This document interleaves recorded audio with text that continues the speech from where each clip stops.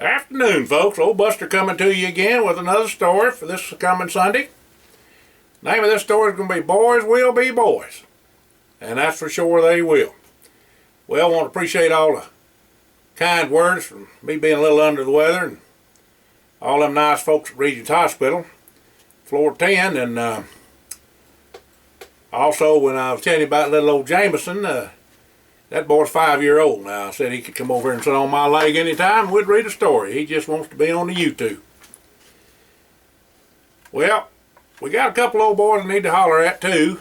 Some old country singers down Texas way. Some of them I've known quite a long time. You got old Larry Simpson, that's the one that's got the radio station, KZIS. And you got Sonny Christopher, Ronnie Collins. And of course, again, we're going to thank hired, that's Doug Holmes. There is a Doug Williams that's a friend of ours too, by the way. Doug Holmes at Doug Holmes Construction. Of course, who knows, old Doug Williams may be out there somewhere. Last time we heard of him, I worked with the boys down Oklahoma way.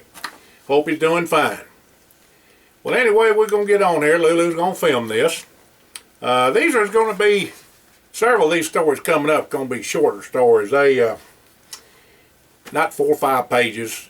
Now, after that, they're going to start getting a little bit longer. So they'll be from somewhere around 20, 30 minutes, maybe even 45 minutes. So we'll get to those after we get to these little ones here. This is all before the boys go on vacation.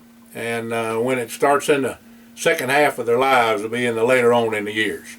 So I hope y'all been enjoying them. I hope that you get a chuckle out of them. And some things might mind you when you was a youngin'. But anyway, here we go. Boys will be boys. When Buster and the boys went to church on Sundays, they'd switch off purty near every Sunday to each other's church where their ma went to. Now, Buster was at the First Christian Church, but his grandma and grandpa Gus was Catholic. But there weren't no Catholic church round about them parts, so they went on to the Methodist Church where there was a new preacher feller named Smith, and he was a nice feller. Well, Jesse done went to the Presbyterian or Episcopal church, depending on which side the family took him on Sundays. Some of them was Episcopal, and some of them was Presbyterian. Now, Hired was a Southern Baptist, outright true and true, and all of Walter's people was Catholic. Now, on this particular Sunday, all the boys met up at the First Christian Church with their maws and other kin. There was some kind of goings on there, and so all the folks all got together for this here special meeting. Now, I have to say that some of the men folk did make an excuse or two not to go to church on Sundays, but this wasn't one of them. Well, right off, the boys done sneaked off to the balcony. You see, the First Christian Church has a balcony for overflow, and they say that 'tweren't nothing but a place for young'uns to get into mischief. But anyhow, they got into mischief all right. Well, Buster gathered up the boys and up they went. They done sneaked off up there from their mamas, you know. First thing was Buster showing all the boys where they kept the communion wine. Now back then it was real wine. Mogan David for sure. There was crackers too in that closet that they used for the bread. And Walter done had a hankering to taste that wine. Well, I hired up and grabbed the bottle and popped the top. As y'all know, the boys knowed what White Lightning was, and they knowed all about a little whiskey too, namely old McBrayer. So little wines weren't nothing to them. Well, heck, Firebuster's people, they all made wine and home brew. His Uncle George, that's great uncle, you know, and some more of his people. Well, they all figured that nobody would ever miss a little wine, so all of them sit right down there and had a little snort. Well, them crackers looked mighty tasty, so they ate some of them too, as Hired and Buster was a mite peckish, you know. Well, that old Mogan David got to tasting pretty good, and seeing as how there was several cases in that there closet, the boys figured nobody'd be none the wiser if they had a little of it. Well, Jesse got to reading the ditty that come with the wine. It was inside the box. It said, now I'm going to quote this, and this is exactly what was on there. Oh yes, this is the source of the national known and touted yet locally obscure MD 2020, FKA Mad Dog 2020, also known as that, you know, with multiple interesting flavors, Mogen David's concoctions will precipitate a quick onset of general drunkenness, a massive sugar high, possible intermittent memory loss, and decidedly most interesting evening morning. Not to be missed. It's made in Westville, New York. Now, boy, the boys thought that was right funny. A little wine couldn't do no harm, you know. Well, that's what thinking will do for you. All the boys got looped for sure. They was drunker than 10 kinds of Indians and drunker than a skunk too. I mean to tell you. I don't believe they knew which way was up, but they was trying to find out. Well, after they done polished off about 2 bottles apiece and ate pretty near every cracker in that there closet, they decided to go on up into the balcony, because they was on the steps, you know, right there at the closet, as their mamas would be a quizzing them on the sermon to see if they was a-listening. Well, Hired was tipsy-like and missed a step and slipped backwards most of a flight of stairs till Walter caught him. Well, Jesse was a hiring a kite and a Georgia pine and a grinning like a possum eating green persimmons and a Cheshire cat to boot. Now, Walter and Buster was a little better shape, but Walter done put an extra bottle in his and good Big Smith overhauls. Well, Buster says, "Walter, what you got there?" Well, old Walter pulled that bottle out and took him a big swig and offered it up to Buster. Now, Buster twarn't to be outdone, so he done got him a good big slug or two himself. Well, Buster and Walter polished off that bottle of Mogen David and nothing flat.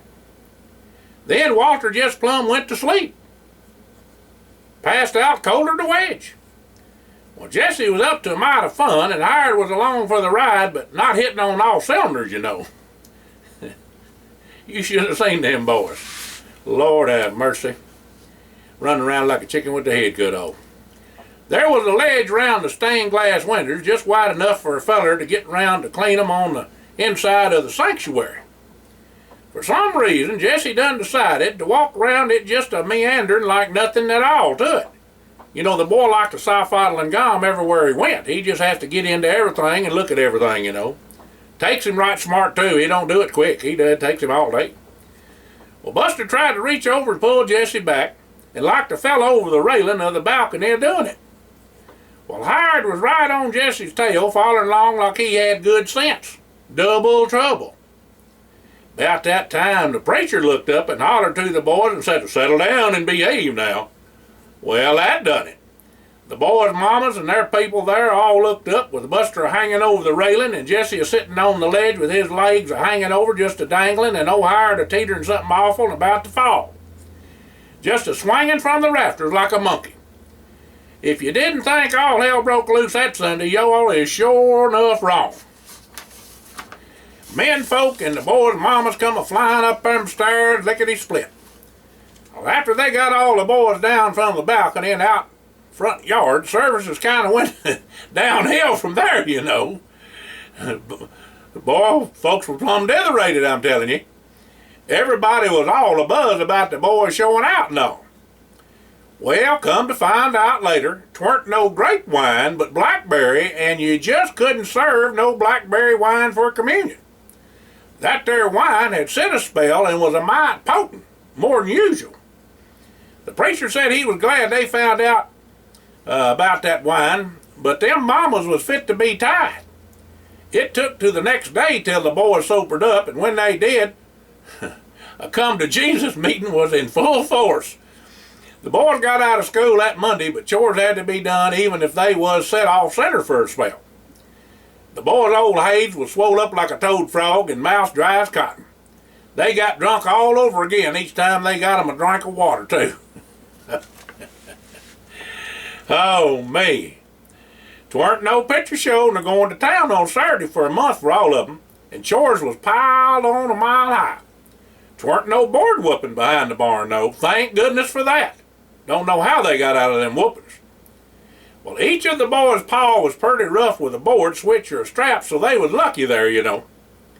Guess they figured they was old enough, but other forms of punishment was better. Like Walter roping and riding in the rodeo. Ain't none of that for a while. And Buster not driving that old Ford. That was on foot again.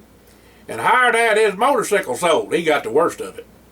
And Jesse had the can for his and Mama and Grandma and her widowed neighbor. and that included corn, and he dearly hated corn. Shucking and cutting that corn off the cob was worse than death for him, 'cause he dearly hated that corn, you know. Well, I hate to say the boys caused the balcony to be closed down, but it was. Twarn't no more wine used in communion no more neither. Just plain old grape juice. Them crackers was real flavorful, but they was changed to an awful tasting little square of some kind. All in all, it was just another notch in the gun for the boys moving through time. They have been and always will be the talk of the town and knowed fur and wide. Why, when Buster and his mama went to town a couple of weeks later, and they was walking down the main street by the pool hall, some little boy run up to Buster and says, "I want to be just like you."